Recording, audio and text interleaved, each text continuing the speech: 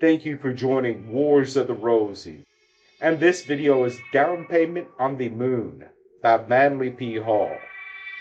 An article taken from PRS Journal, Winter 1964, Volume 24, Number 3. Down Payment on the Moon.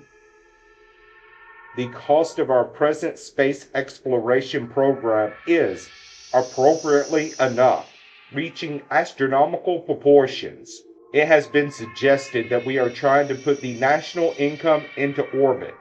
There can be no doubt that for a group of scientists, the whole project is wonderful, gratifying, and of top priority.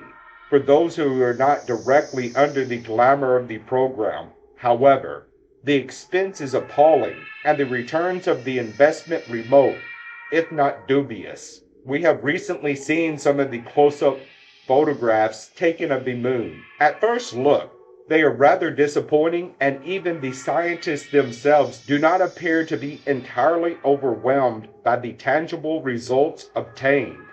To the layman, the moon appears very much as it did before, only a little nearer. It is generally assumed that the old luminary is a dead world, uninhabited, and for all we know, uninhabitable. To make sure of what we have always suspected, we are expending billions of dollars which perhaps could be more wisely spent taking care of some immediate problems here on Earth. In addition to the money involved, there is the time and skill of many brilliant minds, which might also be directed to more immediately useful ends. Men have suspected about the moon for thousands of years, and one by one, some of the most charming and satisfying beliefs have been discarded. We no longer believe, as do our Asiatic brethren, that there is a little rabbit in the moon who spends his time compounding, with pestle and mortar, the medicine of immortality. We have also reluctantly given up the notion that a certain unpleasant mother-in-law was sent to the moon by the gods to give her relatives on Earth a long rest.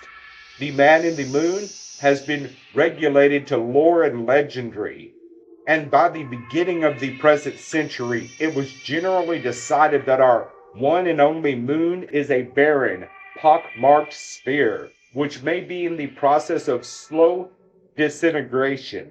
Our suspicion, however, that invites our continued attention is the association of the moon with lunacy. Some of the old Hindus called our natural satellite the mad mother of the earth, and insisted that continued exposure to its noxious rays could cause mental imbalance. There seems a slight drift in this direction at the moment. If we are deluding ourselves with the idea that placing an explorer on the moon will give us a distinct advantage over the Russians, it seems likely that we will be disappointed. What will impress them the most is the rapidity with which such incredible expenditures can bankrupt a capitalist nation. We do not want to say that in some more auspicious time it would not be enjoyable to race for the moon. But in the midst of the present world emergency, other matters seem to have priority. At the present rate, the moon is going to cost us in hard cash more than it's worth.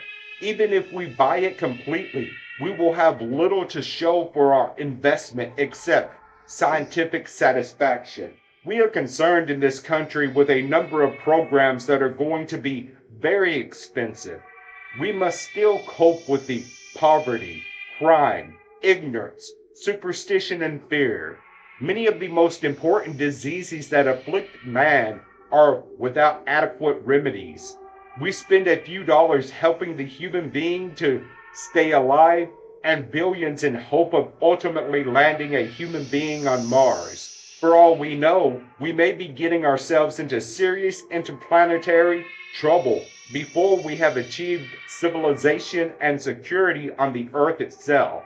We are coping with many hazards of overpopulation, atmospheric pollution, storage of water, and the exhaustion of soul. Are we doing the same thing when we aim at the moon that we have done in almost every other phase of our living?